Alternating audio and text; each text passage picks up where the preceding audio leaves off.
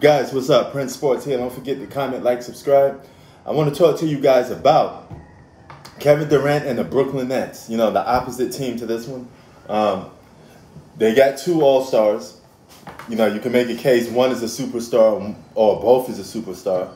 But they got Kyrie, they got Kevin Durant. They're going to be a team to reckon with come next season. They may go to the finals. They're a big-time favorite.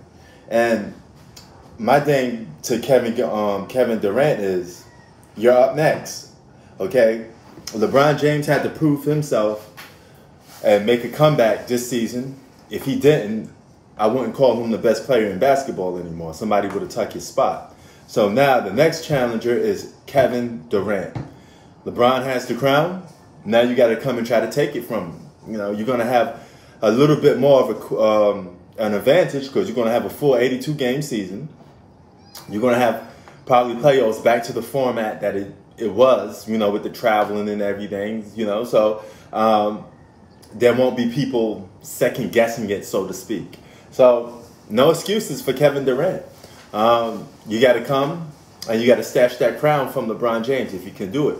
Because Kevin Durant and Kawhi Leonard and LeBron James was always the guys fighting for best player in the game, you know, ruler of this generation. And right now, LeBron James is in the lead.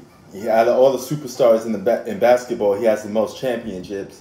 And he's running away with it. Kevin Durant's still stuck at 2. Kawhi Leonard's still stuck at 2.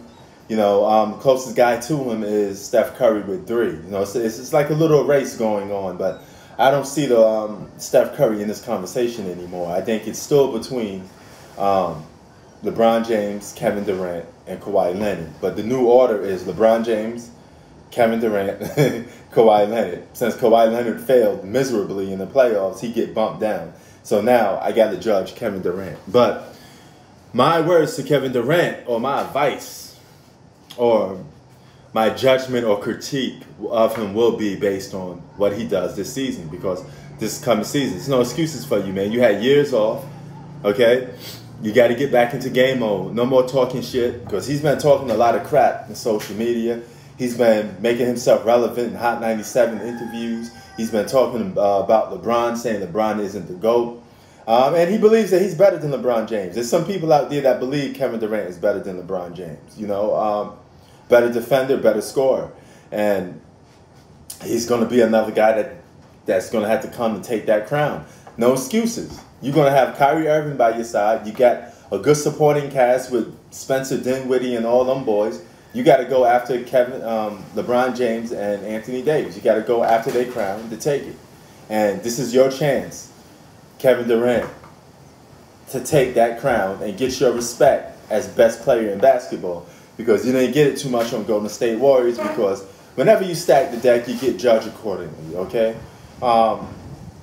Winning a championship is one thing, but how you do it is another, okay? So people don't respect those Golden State Warrior championships by Kevin Durant no more than they respect the Miami Heat championships, okay, from LeBron. You know, if you ask me, his most impressive championships is the 2016 finals and now the one with the Lakers. So those two championships are more impressive than the ones with the Miami Heat. And he was in his prime with the ones with the Miami Heat. But the fact that he was playing with Wade and Bosh kind of offset that a little bit. I mean, it's just the way it is, man. The more talent you stack on your team, the less credit you get. I mean, it's just simple as that, all right? Now, how you win goes about a different way. You may say, how do you win a championship with less talent around your team? Well, if you do it the same way, let's say, Kawhi Leonard did with the Toronto Raptors, okay? He had a bunch of good supporting cast pieces around him, but they weren't considered like top 5 talent.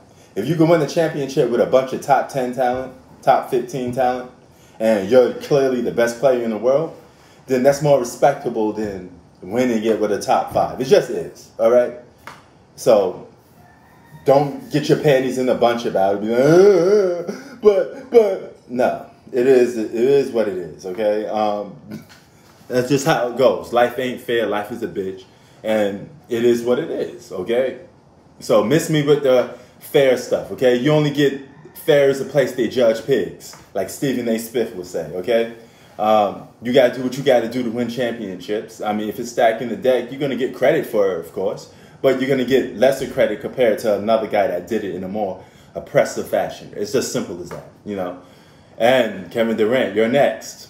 You got Kyrie Irving. You got good supporting roles.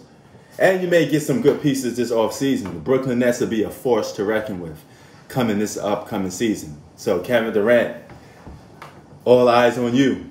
Get the job done. Let's see what you got against LeBron James, you know. Because questionably, this could be LeBron James' last championship. For all we know, it could be his last championship. He got a lot of competition out there. It's not written in stone that the Lakers going to two-peat, three-peat, or anything like that. So this fourth championship could be LeBron's last championship. And nevertheless, it still puts him in elite category because he got 4 chips at the end of the day.